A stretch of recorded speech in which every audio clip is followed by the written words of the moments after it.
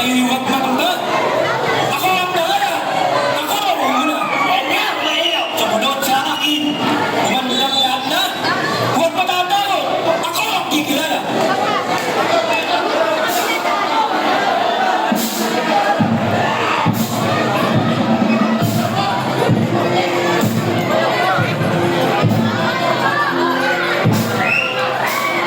Bulas!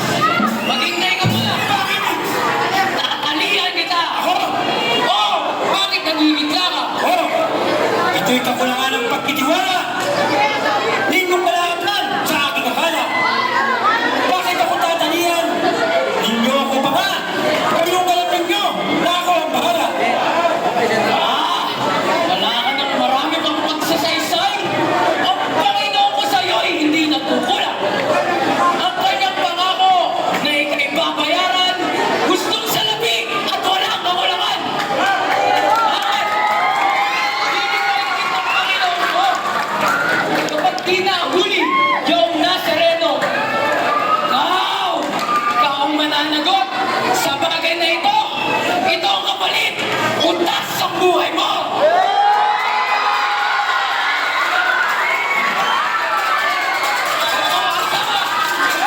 Ako ang ihina ng tali sa lumin. Ako ang bahala sa gapos sa iyong higit. Ako rin ang bahala sa kanya'y maghahatid. Ako rin ang tatakpan doon sa makaligani.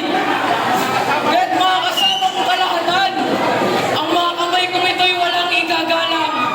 Pag si Jesus ay nagsalita ng mahalay, di yung magpalat ko sa mukha ay lalatay.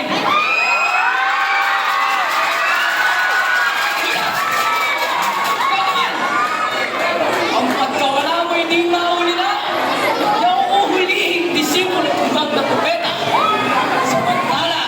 Samantala ngayon amin ba? Liga! Sulong mo madali! Ikaw ang mauna!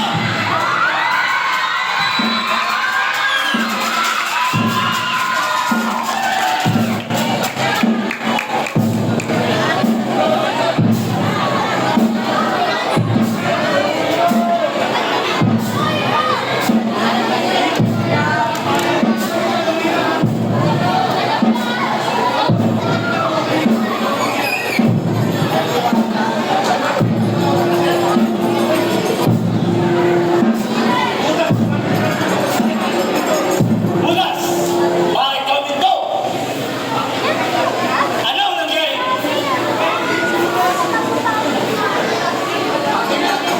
Aking nakikita na magmula rito. Hindi ako uulihin. Taong Nazareno. Huwag kayong maingay. Dahan-dahan kayo. Baka makatalan. Pati disipulo.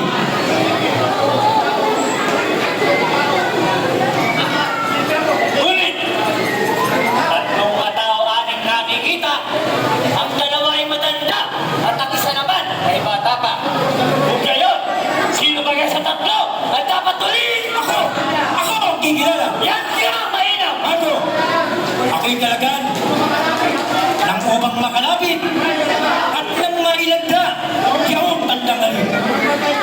Matahin talasan, aking ilalapit sa magandang mukha, yaring na aking bibig.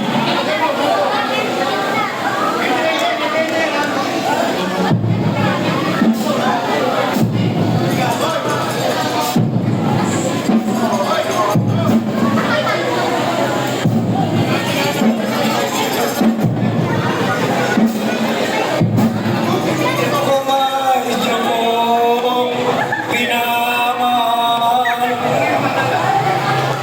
Ako sa'yo'y